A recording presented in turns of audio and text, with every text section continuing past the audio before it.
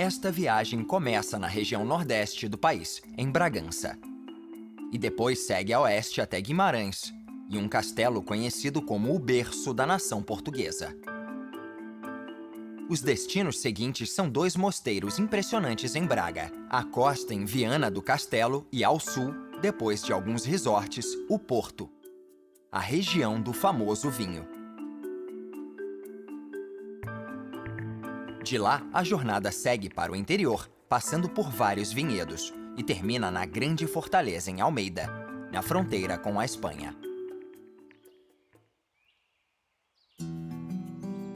Portugal ocupa aproximadamente um sexto da Península Ibérica e tem uma população de 10 milhões de pessoas. A fronteira com a Espanha permanece igual há mais de 800 anos. Aqui está a paisagem do norte do país, uma das áreas menos exploradas da Europa Ocidental. A maior cidade da região é Bragança, que tem 35 mil habitantes. A cidadela foi construída por duques de Bragança, que de 1640 a 1910 foram os reis de Portugal, e durante o século XIX, os imperadores do Brasil. A cidadela é uma vista impressionante e tem uma história que se estende desde a época dos romanos, apesar de o que está de pé hoje ser mais recente. Dentro dos muros ainda encontra-se o Castelo de Sancho I, construído em 1187, com suas torres de guarda e masmorras. No centro do castelo fica a torre principal, que foi restaurada em 1928 e agora é um museu militar. Ainda tem pessoas morando dentro dos muros desta bem conservada cidadela, mas hoje em dia a maioria dos prédios se transformou em lojas de souvenirs e cafés para turistas.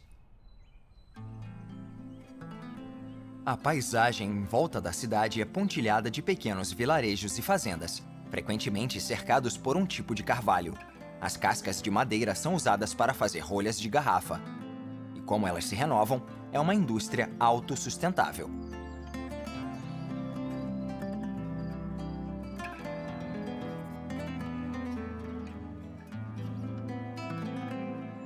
A oeste, o interior se torna selvagem e ermo. Ao longo dos anos, a população foi diminuindo, porque as pessoas migraram para o sul atrás de uma vida melhor. Quem ficou nas regiões rurais tem uma vida difícil neste lugar implacável.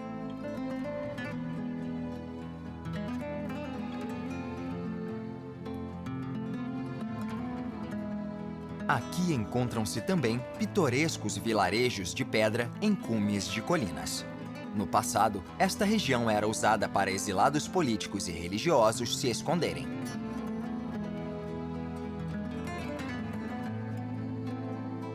Para os turistas atuais, é uma bela imagem de um Portugal rural, onde as comemorações locais mais coloridas do país ainda são realizadas. Para os moradores de lá, as festas são um descanso de uma vida muito difícil.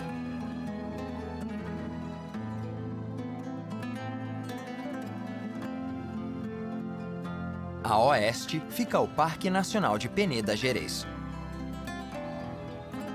Ele foi criado em 1971 devido ao interesse científico e internacional na fauna e na flora da região, e é o único parque nacional do país.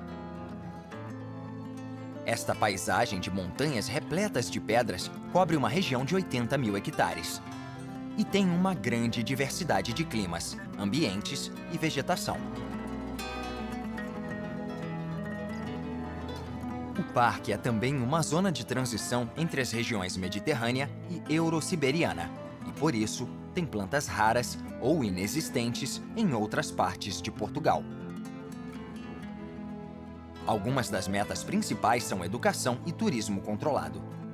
Várias trilhas para caminhada cruzam o parque, e elas oferecem diversos temas, como geologia e ecologia.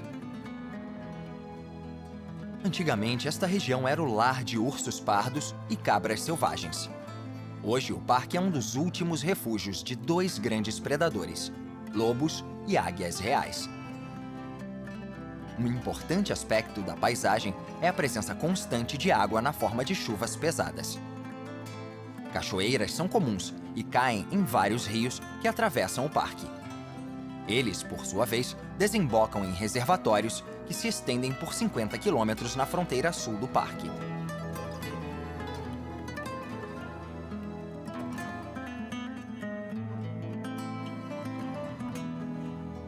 Uma série de represas altas criou enormes lagos, onde foram construídos hotéis, casas de veraneio e centros para esportes aquáticos. O reservatório mais a oeste é o Lago Caniçada, que fica dentro do Parque Nacional da Peneda Gerês. Uma represa no rio Cávado inundou 3 vales, o que, além de criar um resort, fornece água doce e energia hidrelétrica para a região. –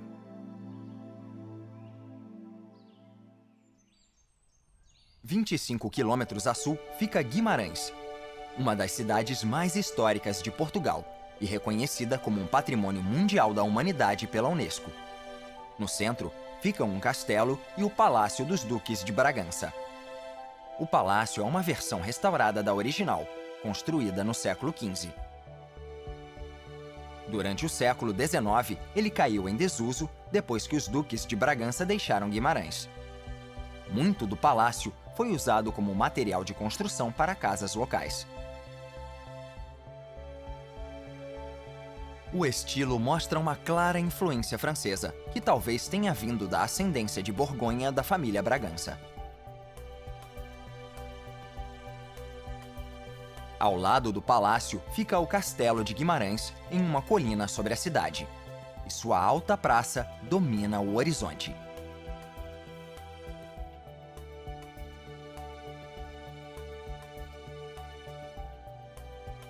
A construção começou no século X para defender um mosteiro próximo de um ataque dos mouros e dos normandos. O castelo sofreu muitas reformas no século XII, quando se tornou uma residência real. Segundo a tradição, foi onde nasceu Afonso, o primeiro rei do país. Por conta disso, o castelo é chamado de o berço da nação.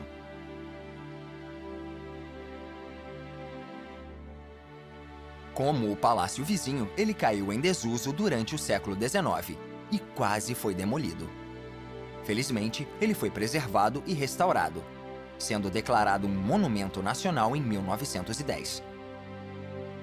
O castelo e o palácio são partes importantes da história de Portugal.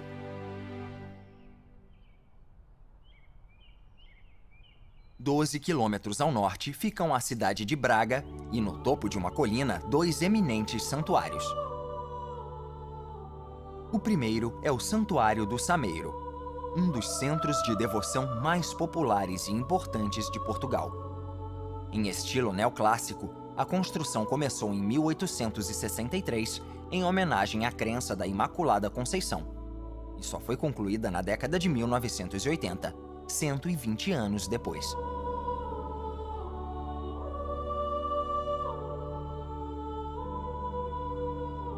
No topo, encontram-se 2 pilares sustentando as estátuas de Virgem Maria e do Sagrado Coração de Jesus.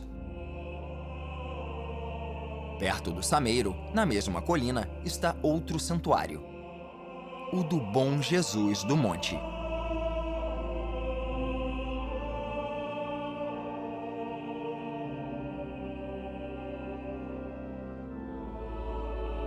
O que está de pé hoje foi construído no século XVIII. Sua característica mais dominante é a escadaria dupla, em estilo barroco, construída como uma representação da Via Sacra. Os fiéis sobem as escadas e passam pelas estações da Via Crucis para penitência e contemplação. Várias pequenas capelas octogonais foram construídas com cenas que sucedem à crucificação. O padrão em zigue-zague da escadaria é dedicado às 3 virtudes teologais: fé, esperança e caridade. E as pequenas fontes nos pontos onde as escadas se cruzam dão a ideia de purificação aos fiéis.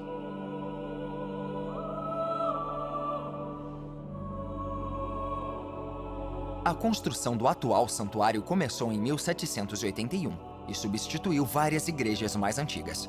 A primeira era de 1373. O estilo é o neoclássico, que estava em voga na época. No século XIX, uma ferrovia funicular foi construída ao lado da escada para facilitar o acesso à igreja, e ainda é utilizada hoje em dia.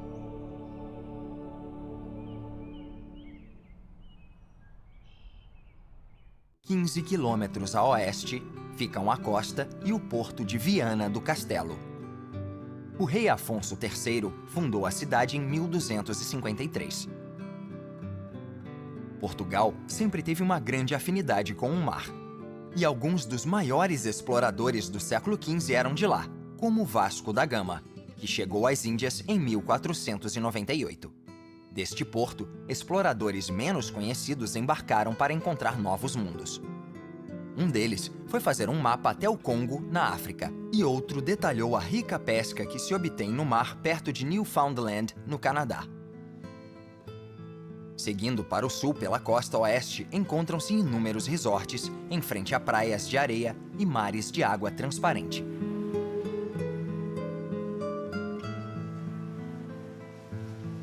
É um lugar popular para portugueses que querem se afastar das cidades grandes. Esta região se chama Costa Verde e é proibido fazer loteamentos nela. No passado, a costa foi explorada pela indústria, inclusive por uma das maiores refinarias de petróleo do país em Lessa da Palmeira.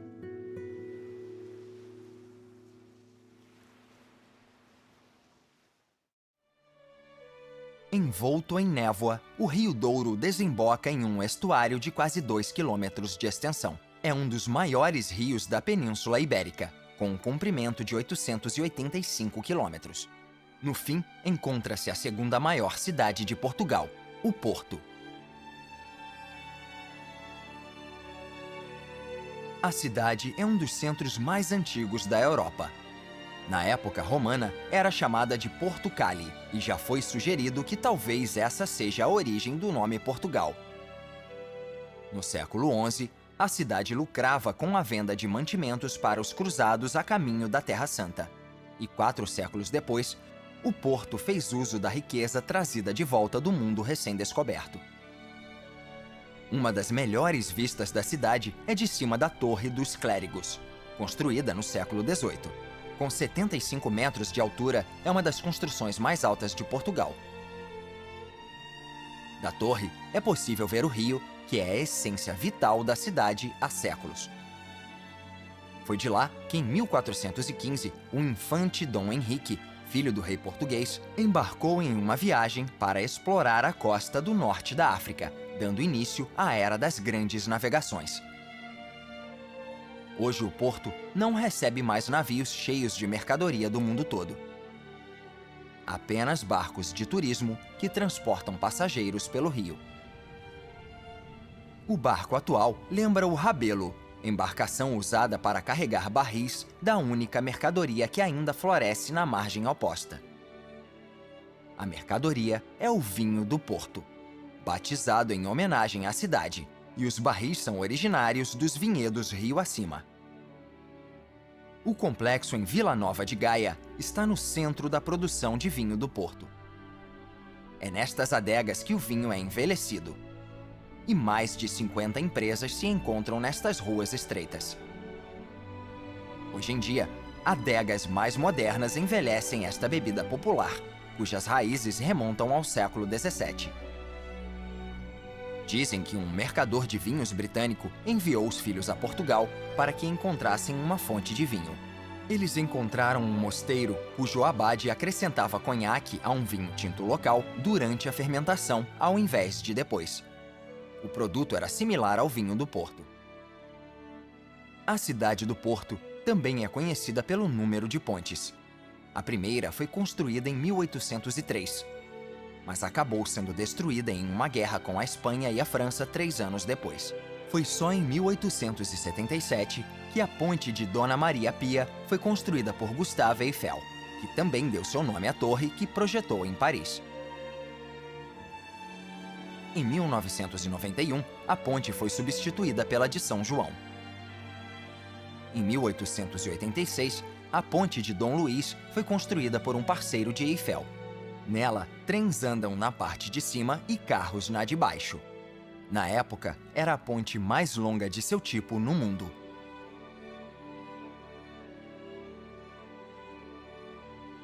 Quando a ponte de Arrábida foi construída na nascente do rio em 1963, era a maior ponte de arcos de concreto do mundo. Em 1995, a Ponte do Freixo foi feita para que carros pudessem ir para Lisboa. A ponte mais recente é a Infante Dom Henrique, concluída em 2003. A leste do porto, a paisagem fica mais montanhosa, e pequenos vilarejos são cercados por campos escalonados. A agricultura em Portugal é baseada em fazendas familiares de tamanho pequeno e médio. E como o programa já mostrou, muitas delas plantam árvores de carvalho para usar a casca na produção de rolhas para os vinhedos. Um desses vinhedos faz um vinho famoso desde os anos 1940, o Mateus Rosé.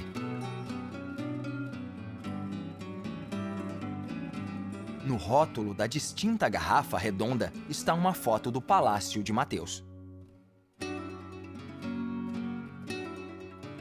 Construído em 1745, o Palácio de Mateus é considerado um dos exemplos mais perfeitos da arquitetura barroca em Portugal. Uma pequena capela para a família foi incorporada ao projeto. A casa está rodeada por jardins formais do mesmo período. Um arquiteto italiano chamado Nicolau Nasoni projetou o complexo inteiro e passou o fim da vida em Portugal após receber uma série de comissões. A casa agora pertence a uma fundação que realiza atividades culturais relacionadas à música, à literatura e às artes visuais.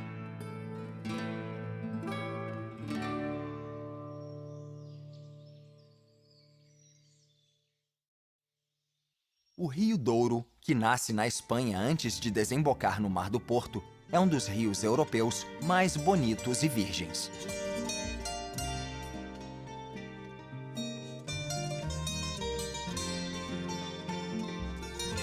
Um trecho do Douro, a leste do porto, foi considerado Patrimônio Mundial pela Unesco em 2001, na categoria Paisagem Cultural. Os vinhedos bem cuidados fazem padrões impressionantes nos declives perto do rio, por onde barcos de turismo passam lentamente, permitindo que os passageiros apreciem a vista. Há séculos, os vinhedos são dedicados a vinhos e ao vinho do Porto.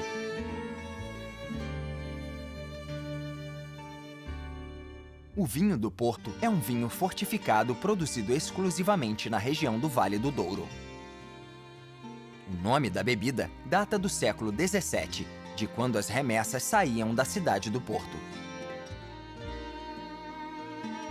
O vinho é fortificado com um destilado natural de uva chamado de aguardente, a fim de parar a fermentação e permitir que os açúcares residuais aumentem a concentração de álcool. Esse vinho é normalmente mais rico, doce e pesado do que os outros, e tem um teor alcoólico entre 19% e 20%. O vinho do Porto ficou muito popular entre os ingleses no século XVIII devido às guerras contra a França, que suspenderam o comércio de vinhos. Por conta disso, comerciantes da Inglaterra abriram negócios no Porto que funcionam até hoje, como Colburns, Croft, Sandeman e Taylors. O preço varia muito. Encontram-se variedades baratas de $10 e garrafas que custam dezenas de vezes mais.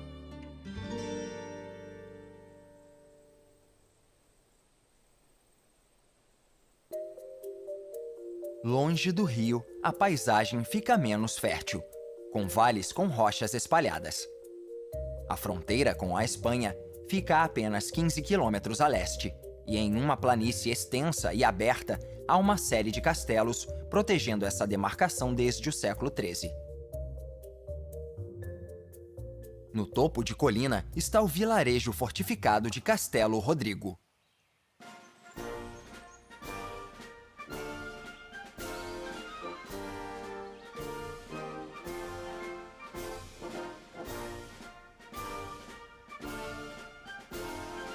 O castelo foi construído há 800 anos e, durante os séculos seguintes, não teve uma história pacífica. Portugal passava por uma guerra civil e o castelo, assim como o vilarejo dentro dos muros, ainda tem marcas dessa disputa territorial. O vilarejo ainda tem a maioria dos muros, e hoje em dia, em épocas mais pacíficas, uma das torres de guarda foi transformada em um interessante telhado verde. No século XVI, o rei Filipe de Espanha tomou a cidade e o castelo, e o governador português local se aliou aos espanhóis. Quando eles se retiraram, a população se revoltou e queimou o palácio em 1640. As ruínas são testemunhas da traição do governador.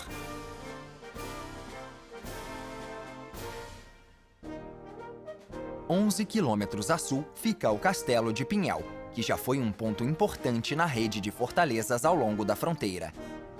Um lugar perigoso durante os séculos XIII e XIV. Ataques espanhóis eram frequentes e lealdades eram sempre divididas. Era comum que castelos sofressem ofensivas, fossem sitiados e depois reconstruídos. Em Pinhel, grande parte do muro que rodeia a cidade ainda está de pé, assim como 2 das 6 torres originais. Quase 500 anos depois, no início do século XIX, o castelo foi tomado pelos franceses durante as Guerras Napoleônicas.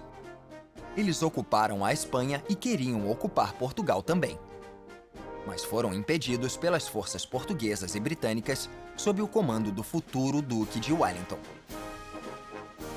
Hoje, 20 dos castelos fronteiriços sobrevivem para lembrar os séculos de disputa. Das 2 torres ainda de pé, é possível ver uma das maiores fortalezas, que se revela a leste, a poucos quilômetros da fronteira, em Almeida.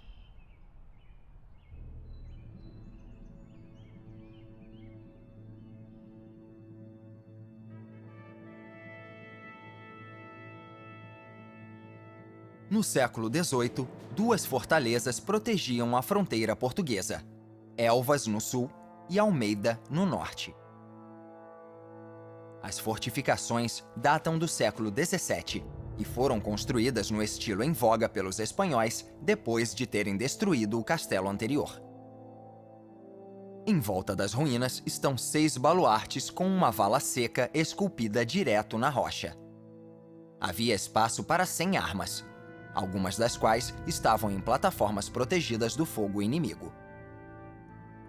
Em agosto de 1810, as forças portuguesas e britânicas foram obrigadas a se retirar da Espanha, ao encontrarem um exército francês muito mais poderoso. Wellington deixou o coronel Cox protegendo Almeida o máximo possível para que suas tropas pudessem se retirar com segurança. Os franceses sitiaram a fortaleza com uma enorme demonstração de força, mas ela sobreviveu. Mas na noite de 26 de agosto, os franceses deram um tiro que acabou caindo no jardim do castelo. O tiro incendiou uma trilha de pólvora e detonou 68 toneladas de pólvora e mais de 1 milhão de cartuchos de munição.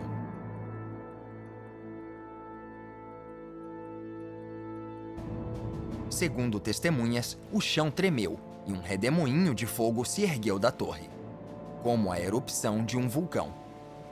Blocos de pedra foram arremessados no ar e até mataram franceses que estavam nas trincheiras.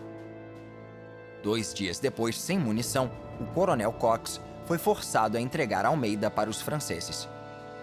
Ele esperava segurar os inimigos durante meses, mas só aguentou 5 semanas. Almeida lembra todos do passado turbulento de Portugal. E é um lugar dramático para encerrar a jornada.